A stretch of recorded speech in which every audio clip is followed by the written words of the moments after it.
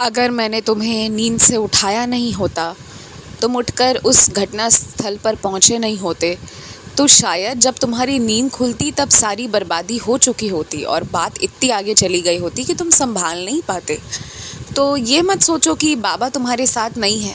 मुझे पता है जब भी घर में तनावपूर्ण माहौल होता है तो कहीं ना कहीं तुम्हारा सबसे पहला सवाल मेरी तरफ ही होता है और सबसे पहले उठ खड़े होकर तुम हमारे रिश्ते के बारे में सोचते हो कि क्या तुम्हारी भक्ति की आवाज़ मुझ तक पहुंच भी रही है या नहीं।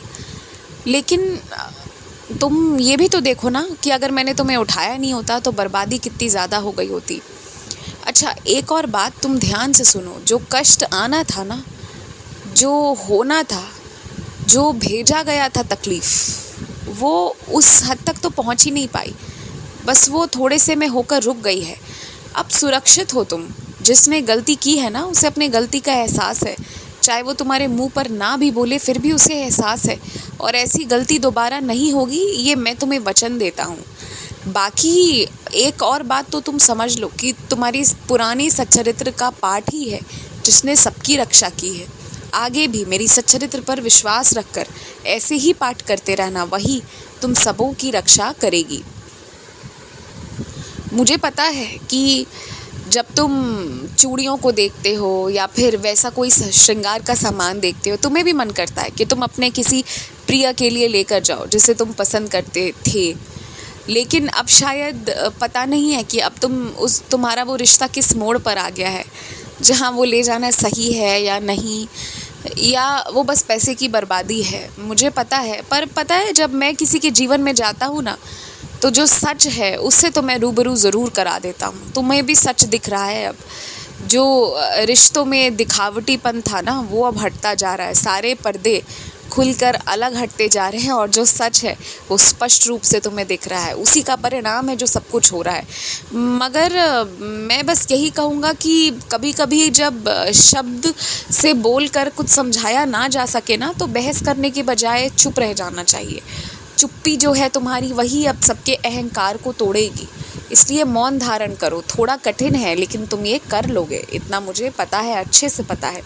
तुम जो अपने पाँव में जूते डालते हो ना, वो तुम्हारे पाँव से बड़े हैं, तुम्हारे पाँव के माप से बड़े हैं। अगर तेज़ चलोगे तो गिर भी सकते हो। इसलिए मैं तो यही सलाह दूंगा तुम्हें कि तुम अपने पाँव के नाप वाले जूतों को खोज लो जो तुम पहले पहना करते थे और वही पहन कर जाओ जो तुम्हारे लिए सही है। और चाहे अभी तुम्हारे पास बहुत सारी महंगी चीज़ें नहीं हैं, लेकिन एक चीज़ जो तुम्हारे पास है वो है आत्मविश्वास। जो भी पहन रहे हो, जो भी धारण कर रहे हो, उसे आत्मविश्वास के साथ धारण करो कि तुम किसी से कम नहीं हो, तुम अपने आप में अच्छे हो, सही हो। बस एक आत्मविश्वास को साथ लेकर जाओ और फिर देखो तुम उस माहौल में घुल मिल जाओगे, तुम्हें कोई कमी नज़र नहीं आएगी। हालांकि किसी भी व्यक्ति को ये नहीं सोचना चाहिए कि वो सबसे बेहतर है, उससे ऊपर कोई नहीं है, क्योंकि जिस दिन इंसान ये सोच लेता है ना कि वो अति उत्तम है, उसके आगे कोई नहीं है, उस दिन से उसका सीखना, उसका आगे बढ़ना, उसका सीढ़ियों पर चढ़ना रुक जाता है और वो वहीं पर स्थिर हो जाता है और पीछे होने लगता है।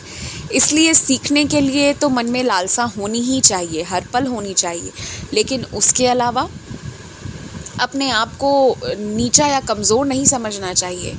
जो स्वयं सद्गुरु साईनाथ की सेवा करता है, जो उनका स्मरण करता है, बाबा उनके पूरे परिवार की रक्षा करते हैं। ये बात तुम ही औरों को समझाते हो, तो तुम क्यों नहीं समझते, बताओ फिर। अगर आज निराशा है तो याद करो पहले वो कौन सी चीज़ थी जब परिस्थिति ऐसी ही थी, मगर तुम जो किया करते थे, जिसके कारण तुम्हारे अंदर खुशी थी।